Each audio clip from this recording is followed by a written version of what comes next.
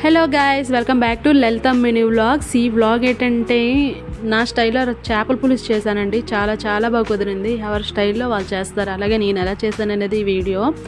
అలాగే మనం తెచ్చుకున్న చేపలను ఫస్ట్గా క్లీన్ చేసుకోవాలండి. 2 సార్లు కల్లుపుతో క్లీన్ చేసుకున్నట్లయితే చేపలు ఉండే తేమ కానీ అలాగే చెడు వాసన ఏమైనా ఉన్నా సరే కల్లుప్పును శుభ్రం చేసేస్తుంది. అలాగే అది 2 సార్లు వాష్ చేసుకున్న తర్వాత మామూలు వాటర్తో 2 టైమ్స్ చేసుకుంటే అది నీట్గా వచ్చేసి తెల్లగా వస్తాయి అన్నమాట. తర్వాత అవి పక్కన పెట్టుకొని ఒక కడాయి తీసుకొని అందులో తగినంత ఆయిల్ వేసుకోవాలండి. ఆయిల్ వేసుకున్న తర్వాత పొడుగుగా చీల్చుకున్న గ్రీన్ చిల్లీ అలాగే ఆనియన్స్ అలాగే కరివేపాకు అన్నీ వేసి వేగనివ్వాలి. కాసేపు మగ్గిన తర్వాత 1 టీ స్పూన్ అల్లం వేసుకోవాలండి.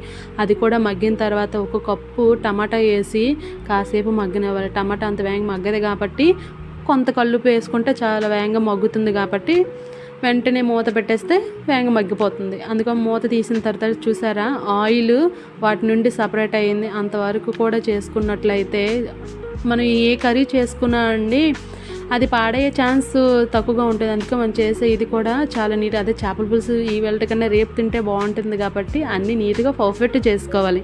అలాగే అందులో కొద్దిగా కారం పసుపు వేసి కలిపినవ్వాలి. అలాగే మనం తీసి పక్క పెట్టుకున్న చింతపండు గుజ్జు ఉంటుంది కదా దాన్ని కూడా యాడ్ చేసి మూత పెట్టేయాలండి.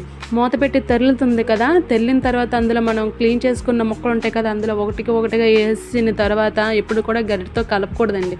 ఎందుకంటే కడిపితే ముక్క వీడిపోయే ఛాన్స్ ఉంటుంది కాబట్టి కలుపుకోకుండా మామూలుగా కదిపేసి మూత పెట్టేయాలి. ఆ తర్వాత 3-4 సార్లు కొత్త మనం ఉడికిన తర్వాత అందులో పచ్చిమిర్చి కరివేపాకు వేసి అలాగే లాస్ట్లో కొత్తిమీర అలాగే నేను చెప్తున్నాను ఏ కర్రీస్లోకి అయినా సరే జీరా వెల్లుల్లి దంచి వేయండి.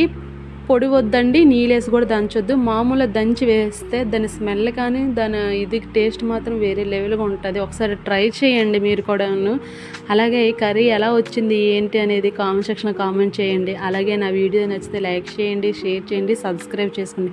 లాస్ట్లో ఎలా వచ్చింది అనేది ఒక పిక్ పెట్టాను, చాలా బాగా కుదిరింది. ఇది రాగి సంగటిలోకి అయితే పర్ఫెక్ట్. Thank you for